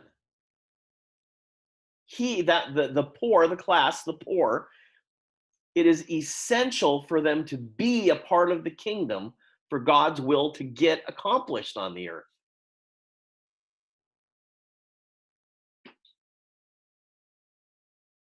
So who's at fault? The one who does not understand that Yah's standard in the kingdom for the poor. We have to be able to get an understanding of how God wants them to be treated. That they are the rich in faith. Because when I have a lot of money, I don't need faith anymore. I don't need faith to get food anymore. I just go buy it. Right? They need faith for their next meal. Right? And here they are, they're praying, Father, send me food. And I walk by and I go, bums. And the transaction of the kingdom didn't take place. God's transaction didn't take place because of how I felt towards that person economically. I had totally ignored God's economy. If I give him money for this, will God not repay it? Is my king stingy? Not at all, right? He's generous beyond all belief. The $5 to me is nothing, right? But my worldly mindset gets in the way. So why would a poor man do that? He's being brought before a court, right? Why would a poor man do that? He can't afford the lawyer to begin with. No poor man is going to bring you before a judge, right? But who will bring you before the judge? The rich guy, okay? He'll do it every single time, okay? He's always going to get his money back somehow. And he'll sue the daylights out of anybody he can to get that $5 back. And, you know, complain and moan about it the whole time, right? So if you show deference to the rich man, yet he is the one who gives you the most trouble. Stop putting pews in there with their names on them. That guy is going to cause you more trouble than the poor guy ever will. He'll come in and at least he'll have gratitude for getting the meal.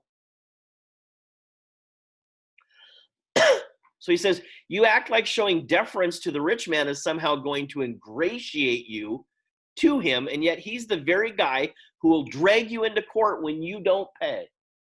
You're late on your rent? I don't care. If you were late on the rent for the poor guy, what would he say?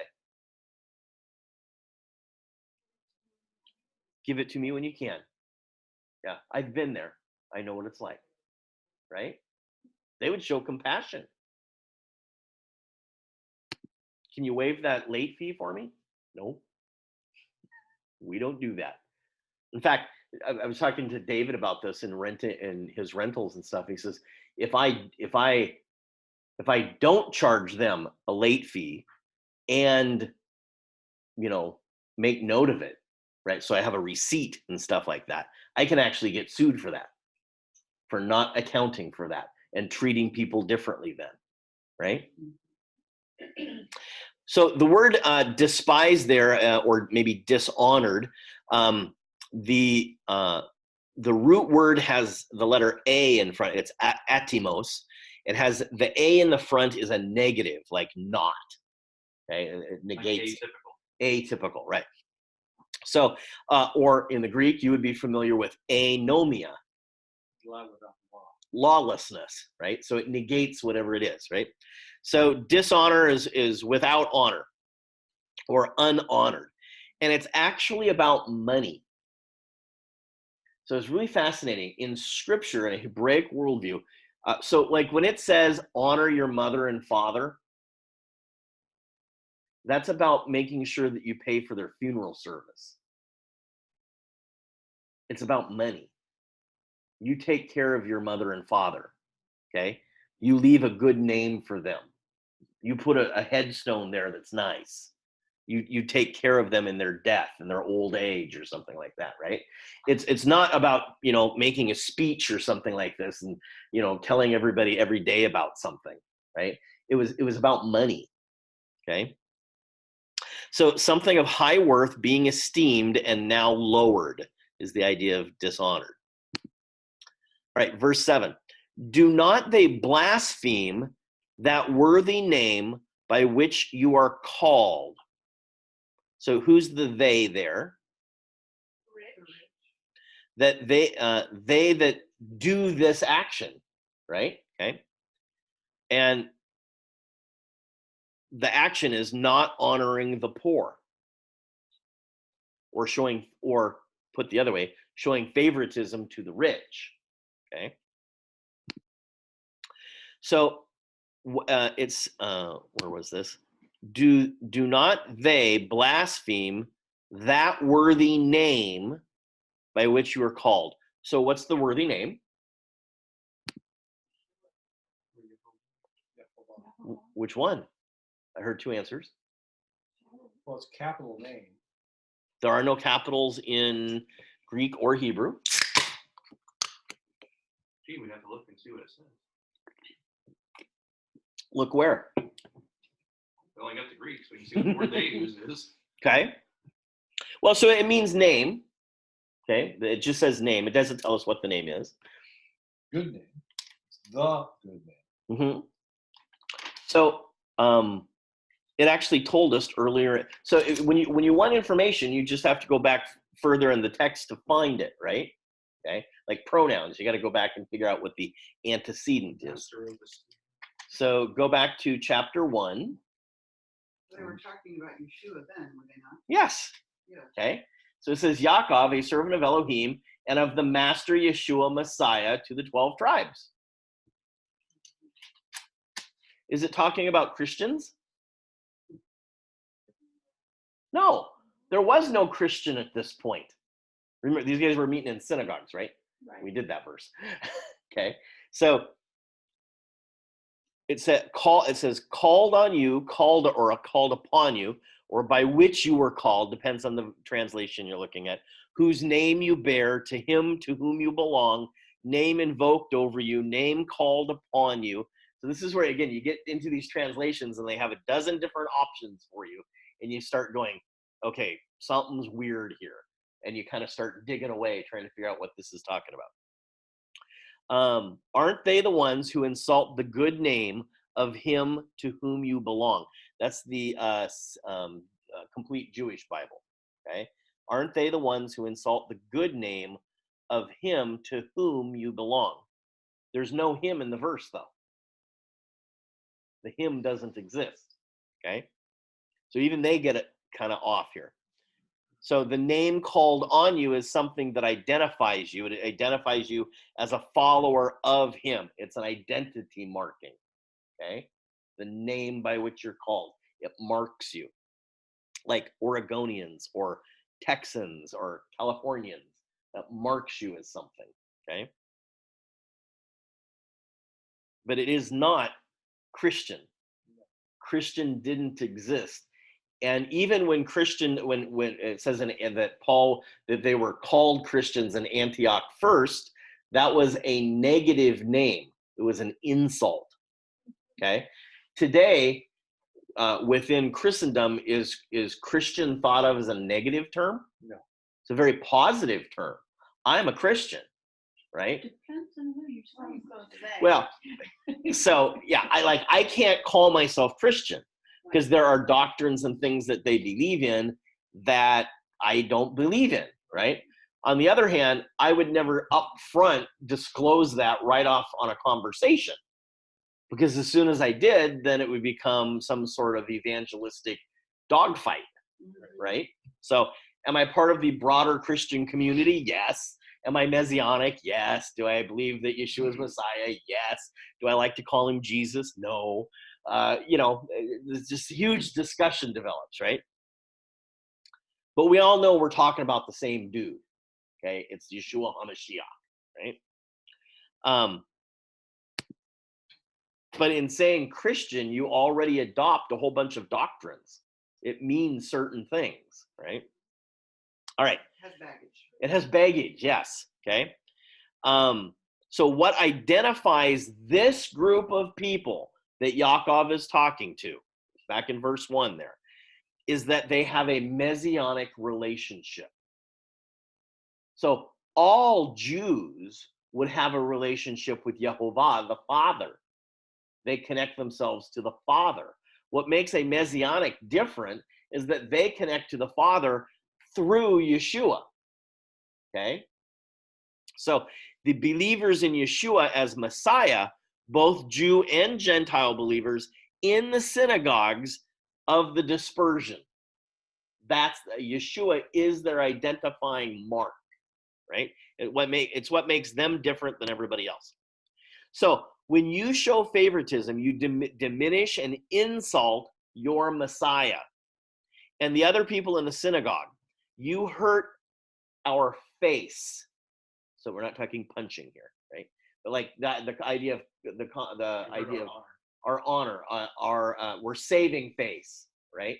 Okay, reputation, status, name, whatever. So this is not an instruction to the Jews in Jewish synagogues. They would already understand this point. Remember that Yaakov is giving them and us halakhic instruction, binding on them and our community today. He's teaching with the authority of halakhic instruction. If they do not do these things, they will blaspheme the name by which they are identified. And you would never want to hurt his name, right?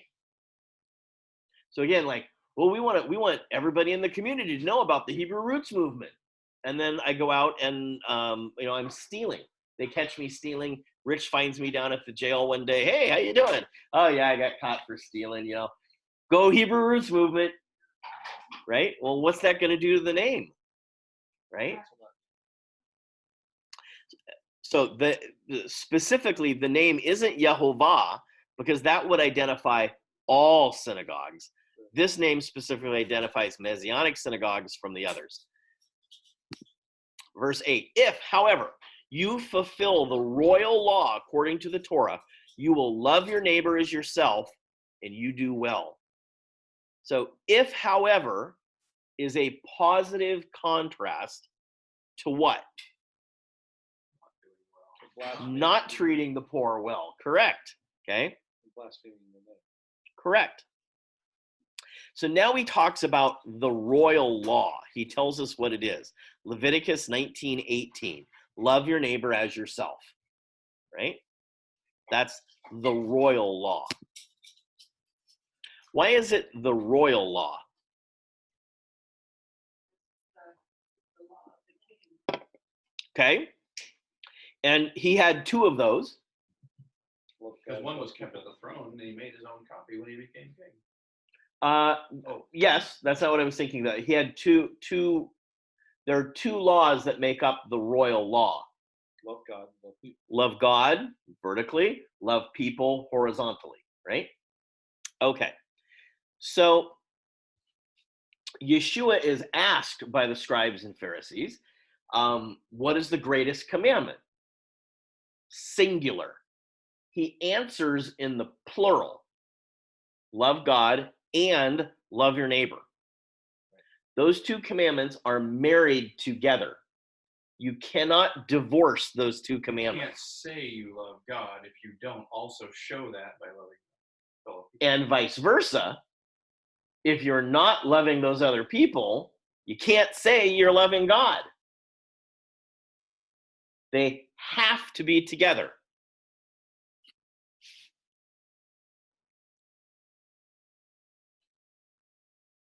So it irritates, personal aside here, okay? It is now becoming so irritating to me, and this happens on both sides of the spectrum politically, that everybody says and does, and their actions prove that they hate the people on the other side. Yes. You cannot tell me that you love God and hate them. You have automatically broken not the Torah, the royal commandment. You can't do it, right? Now, can we agree that there's policy differences? Yes. Can we discuss those policy differences in a gentle, kind way? Yes. But do not tell me you hate them, because as soon as you've done that, you broke both. So we have to rethink how we go about using language in reference to this. Okay, that was my little aside. Thank you for allowing me to rant. It is true.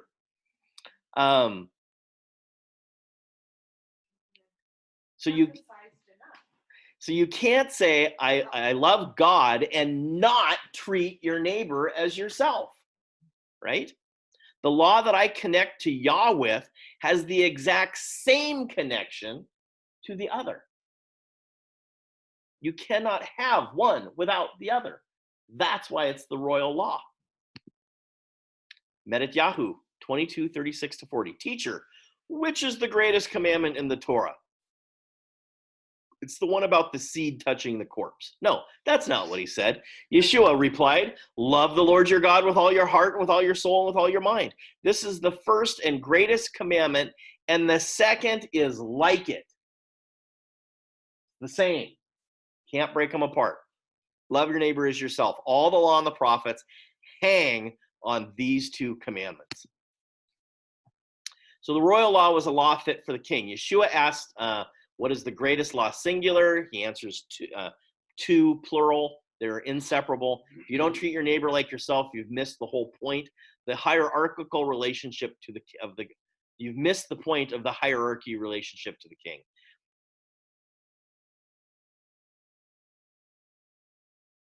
You honor the king by honoring those horizontal to you.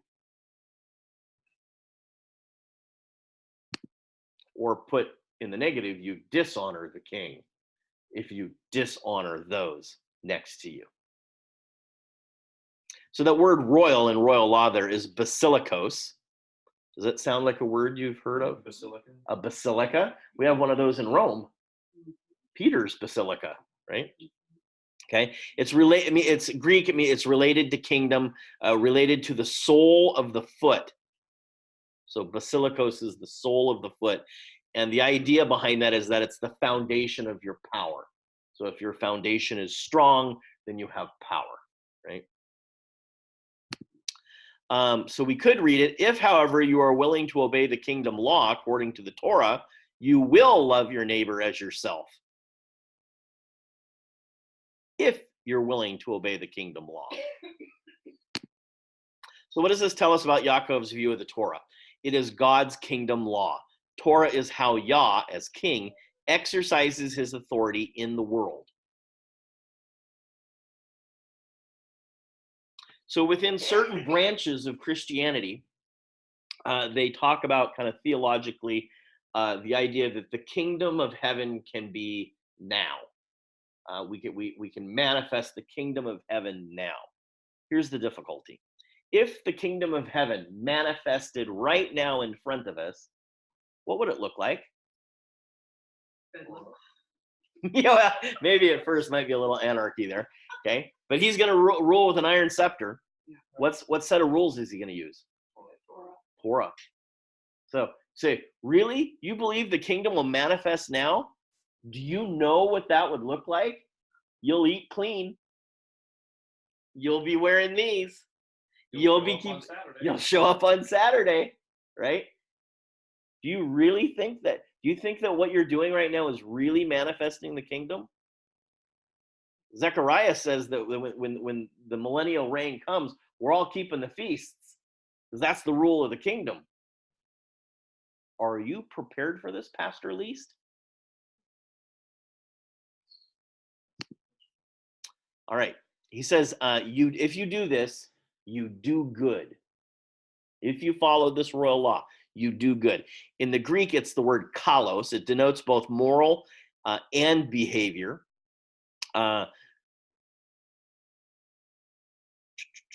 do rightly so that there shall be no room for blame, to do well, act uprightly, excellently, and it implies that there's a standard of measurement. You cannot say that you are doing well if there's no standard. How you feeling today? I'm great. Well, you're dying of cancer. Yeah, what's the standard, right? Yeah, I'm doing good today. Minus frogs here. God's standard is Torah, right? Period. Yaakov gave us this long discussion about partiality at the beginning there. And God doesn't like partiality. It's not a part of saving faith. To treat each other equitably, not on worldly standards such as wealth. And when you do this, when you treat people equitably, without partiality, you fulfill the kingdom law, the royal law. And the implication is that the kingdom law applies to me, to all of us. We can't get rid of the law. It's just not possible. Say, well, do you love God? Yes. Okay. Well, if you're keeping that law, you also have to keep this other one over here about how to love your neighbor with complete equitability, right? If I belong to this synagogue structure of Yaakov, then my behavior is measured by the king's law, Torah. And remember, because I know you've read the book before, Yaakov is the guy who's going to say faith without works is dead. We all know that verse, right? Luther hated that verse because it was so practical. And in his world, everything was sole fide, by faith. It could have no works. Because if you had works, that was that Jewish stuff. We don't want that. So we're just going to X out works and just do the stuff by faith, right? What we're reading right now in chapter 2 is the build up to this argument later in the book. And the argument, and this is the argument that threw Martin Luther into his conniption fit. You cannot live in the kingdom society and not live the way he wants. You cannot be a member of the kingdom and do it your way, as Frank Sinatra used to say. I did it my way. That doesn't work in the kingdom. It's his way or the highway, right? That's the AC/DC highway. Correct. Yes. Except going the other direction. Yeah. That's famous. I'm on the highway. Right. Highway to Gehenna. Okay, so there can be a recognition of roles in a congregation, though, right? The recognition of roles within a congregation isn't a bad thing. We learn from other books, Philippians and stuff. There are elders, deacons, there are teachers, apostles. I ran that with possibilities. So those are all just roles, and those roles came by favoritism from God. He chose people to do those things. That favoritism is okay.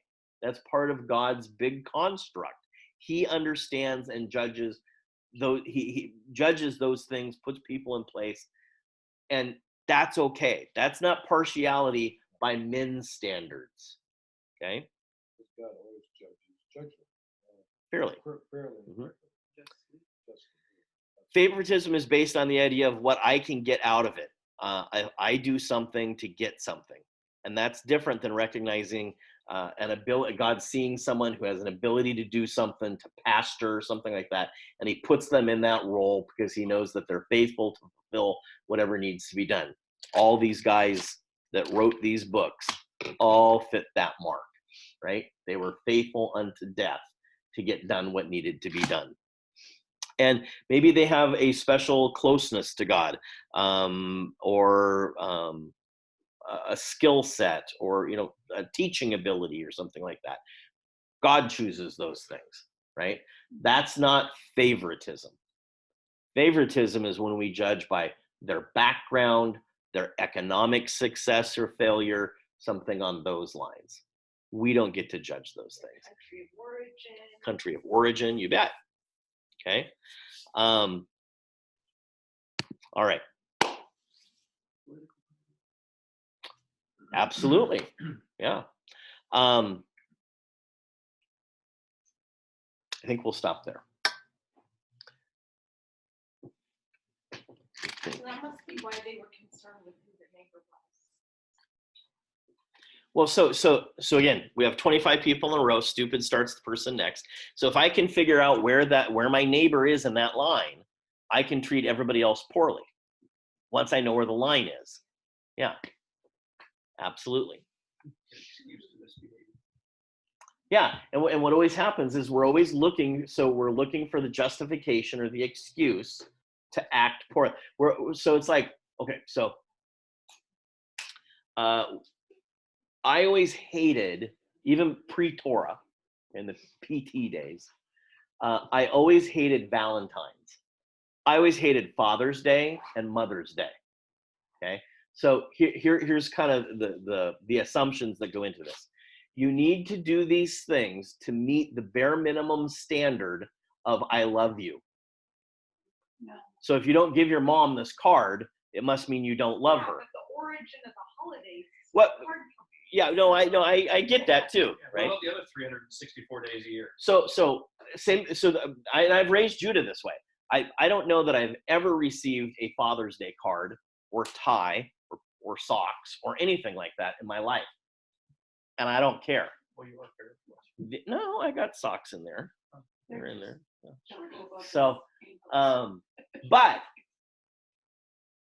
it's how he treats me on the other 364 days that I'm proud of, right? He honors me all the time. He treats me well all the time. I don't have to go around correcting him all the time, right? So I'd rather have that than the Hallmark card at $8 and he's losing money on the deal, to do this. I'd rather him keep the $8 and treat me well, right? Okay. So same thing. If I give you this box of candy on this specific day, I've now met the minimum requirement for I love you, right?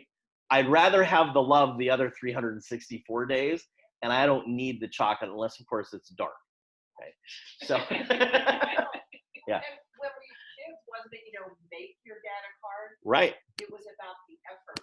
It wasn't just about getting a card. It was you putting in the effort to show, and whatever you did was going to be acceptable and lovely. And it's going to go, oh, thank you for this beautiful card. Because you put time. Sure. Yeah. So again, like as a child, so mom buys the card for the kid to give him to the father, and there's nothing connected there. You know, there's no relationship connection there, right? Just sign your name. If you just sign your name, that you now reach the minimum requirement, right? Yeah.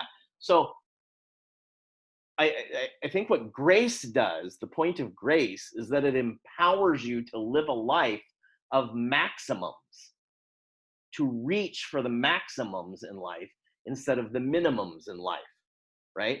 So Strive for the minimum.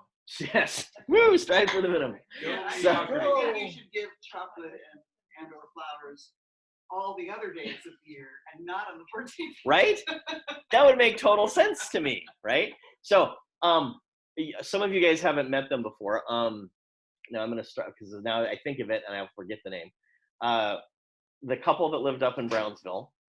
What was their names? Boyd and Lois. Boyd and Lois. So when Boyd and Lois got married, what was Boyd's part of his ketubah for the wedding? What was his promise to her? I'm telling you, I Every love day. you now. No, Was what? it like flowers every day? He had to bring her flowers every day. Oh, wow. And he did, yeah. Okay. To the day of her death, he did. Okay. Wow. Yeah. So I look at that and I go, okay, first of all, that's a maximum, right? He's making a promise. He's giving his word. I mean, 'cause, see, I look at this again, you know, kind of it's like either my crazy mind or rabbinic thinking. But I'm like, do you know how many things could possibly get in the way of keeping that promise? You get Like, sick. if I got sick and I have to crawl out of bed and go get these suckers for you, you know, Well, yes, make sure someone else you're does it. supposed to be loving me when I'm sick in bed. But no, I've made a promise. I got to crawl out of here and go get you flowers today. Yet he was committed to do this to show his love for her, right? So I think that's amazing. That's a great story, right? As opposed to, well, I brought her, you know, flowers on Valentine's. Okay, well, I think is awesome well, about Good that. job, but It's not the flowers, not a big grand bouquet, but he thought of her every day. right. That to me is, so what grace does is grace is supposed to empower us. I can keep the minimum standards of Torah, but Yeshua taught us to go beyond. He raised the bar. So he says, don't just not murder, don't hate.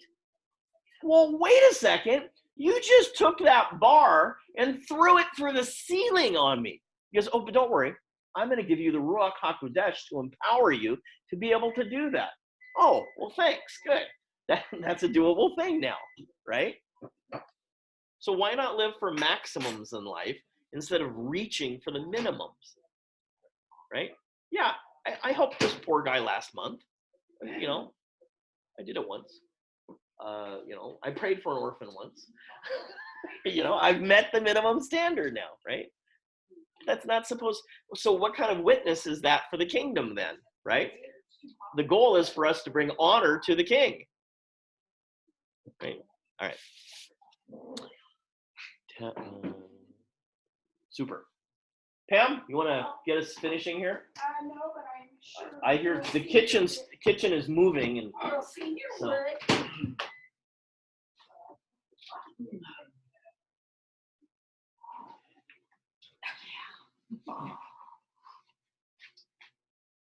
Blessed are you, Yehovah, our Father and our King. Father, we come before you, thanking you that you have remembered us, that you have called us, and that you teach us continually. Thank you for the hidden things that we find in your word. Thank you that you have shown us these hidden things and that we can search for others also. Father, we thank you for the blessing of food that you provide so abundantly. May you please continue to remember and provide for your servants. We come before you giving you thanks, and we thank you in the name of your Son, Yeshua, our soon coming Mashiach King. Amen. Amen. All right. Thanks to everybody online for joining us. We will see you next Shabbat, hopefully. Shavua Tov.